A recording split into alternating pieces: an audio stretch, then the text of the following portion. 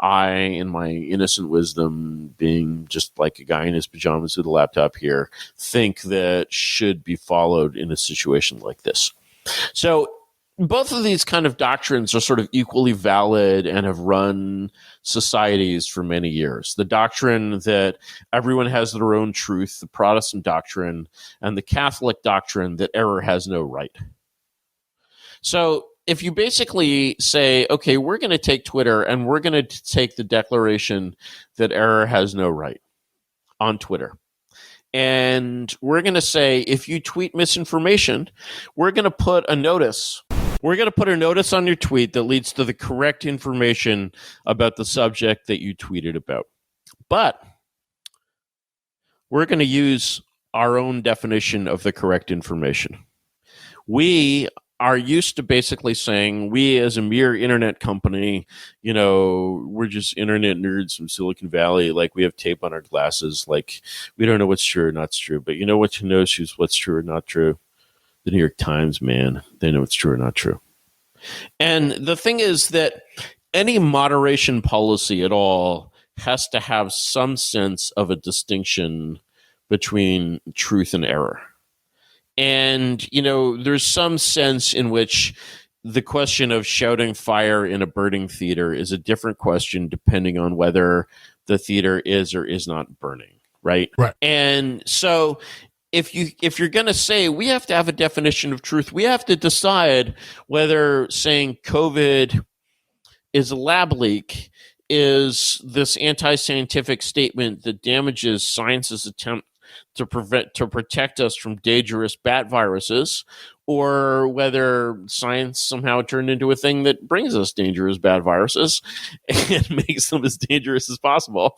And that's an important question. At present, we don't really have anyone in our society that is trustworthy to settle that question. We have these conventional providers of truth. We call them things like the New York Times and Harvard.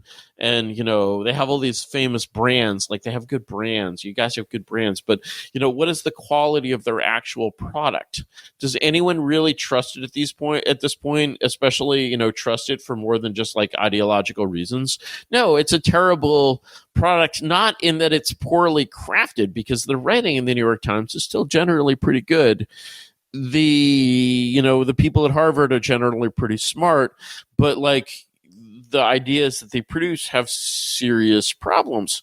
And so if you're not trusting these authorities, you basically have to have some source of truth. And either, again, you have the Protestant like marketplace of information. Ideas will emerge out of like the free flow of discourse. This is where my truth will come from. Frankly, I have no evidence that theory has ever worked. Like, truth always comes from valid authorities. Bat flu, the bat flu. I had completely anonymous people on Twitter giving me information that now the New York Times agreed was correct. Of course, they were censored by the New York Times. So yeah, there is exactly. No. I don't mean. And by the way, the elves took an L on this because they were the ones pushing the bat flu hysteria. That now everyone they're begging in the New York Times for. Let me correct myself. You're right. Of course. Of course, you're right. I'm not saying that basically never has this channel spread correct information. It has often spread correct information when Harvard and the New York Times are wrong.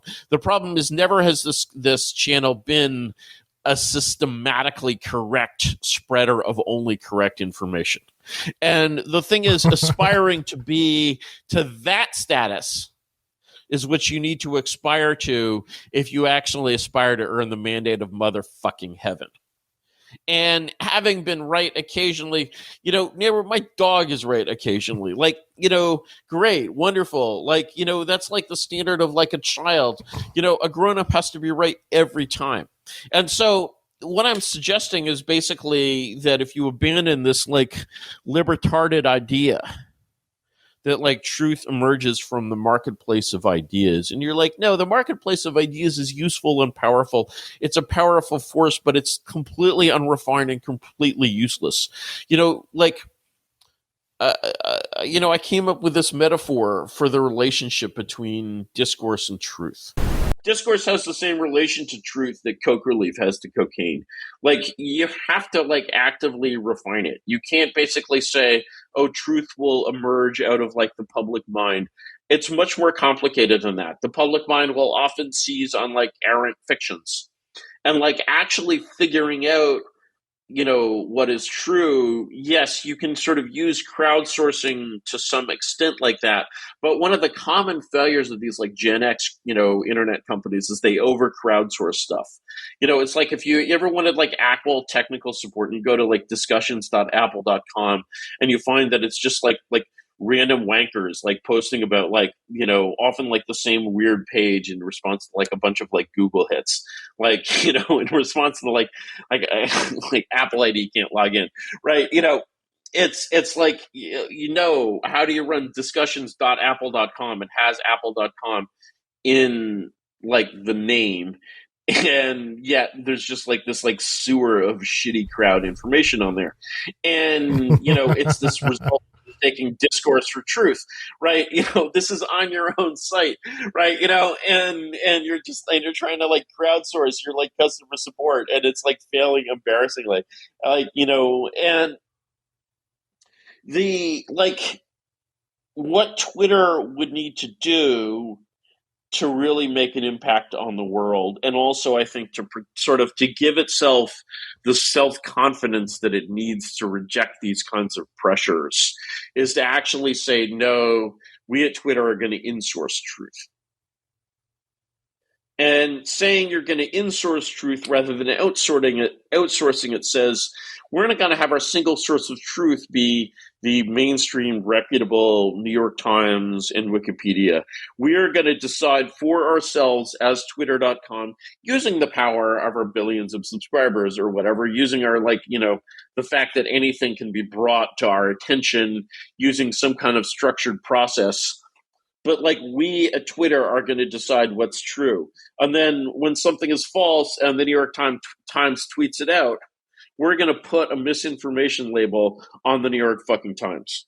And when you click on that misinformation label, you're going to get the world's best explanation of why exactly the Times is misinforming you or misleading you in this way. We are going to develop the power to fact check the New York Times. And after that, our dicks will get so big that we develop the power to fact check Harvard. And we can basically, hey, say, Harvard, you know what? Your science is wrong. Hey, Harvard, here's what we figured out about string theory. Like, imagine like a company developing that kind of power, right? This is the kind of dream. Silicon Valley loves this kinds of dreams. Like, you're basically like, your dick needs to grow from like the size of like a dog hair to like, a redwood tree. Like, that's what exponential growth means. Like this sort of enormous erection of like power and confidence. You've got to have dreams that are this big, this inflated. You've got to be like this horny to fuck the universe, right? And to say that Twitter could gain so much power that Twitter could fact check Harvard, neighbor, like, in 1900, like nobody thought that Harvard could be like telling the U.S. government what to do. Like professors deciding public policy, like deciding that there's like a science of government, like unheard of. And so, when you basically seize sort of the power of credibility and you actually just do it by becoming like the most credible thing on earth and just like never being wrong, you develop this level of power that's just fucking obscene. What seems to be his plan, what he's laid out, is that you're going to be able to purchase the blue check, which in Twitter's, the mechanism of Twitter, it means that you have a privileged position in an algorithm, whatever. So the New York Times tweets out some bullshit like the New York Times does. A person who has 300,000 followers who now has a blue check fact checks the New York Times. There's not really a New York Times can do about that. No, because nobody has any reason to trust that person. Right. And so he fact checked the president. Yeah, sure, whatever. Like, it's just the same as just abolishing blue checks. It's again, it doesn't matter. It's not really a power gesture. Twitter would work the same and fine with no blue checks. It would be what it is, with the same suspension policies. It's not at all a gesture against the strong. And in addition, the crucial thing that needs to happen is that you're not resisting power or like ignoring power. You're competing with power. And so you're actually trying to compete to create new centers of prestige. And like having a lot of Twitter, even having a lot of Twitter followers, like as an individual isn't enough to be a center of prestige. Like you have to actually compete with the powers that be and actually genuinely not appearing to be better than them, not being more popular than them, but actually being better than them. And until you're actually prepared to, like, you know, strip aside all artifice and take on this job, like you are just like doing this bogus thing that is going to fail. I see. I mean, so like this thing that the fact check that Twitter developed, it's a perfect thing to steal as, because it just appears it's not, no one's saying it. It's just the voice of God. It just says, it's just the voice of God that says this motherfucker be wrong. But the thing is, if the voice of God was, first of all, so confident that it could say to the New York Times, not as the voice of some asshole who bought a blue check for $8 a month, but as the voice of Twitter itself, the voice of God is like, no, actually, the New York Times is incorrect. You know, actually, Elon did one thing that was cute in this direction. I'm pretty sure this happened. He introduced a tag for Ukraine-affiliated state media. And I'm just like incredibly based, you know. And so, you know, these little moves like win my heart in a way, and you know, but like my brain needs to be convinced, you know, our hearts are too easy to win,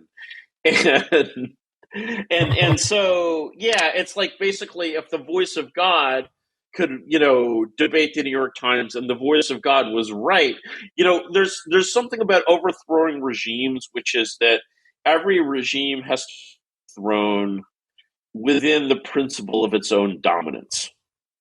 And so if the New York Times ruled America by as a military despotism by fire and the sword, they could only be defeated by fire and the sword.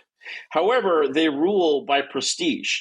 They rule by being the most prestigious source around. And even for us, in general, they're the most prestigious source around. I don't trust the New York Times, but there isn't really any source of truth that I trust more than the New York Times. Some obscure authors on some obscure subjects.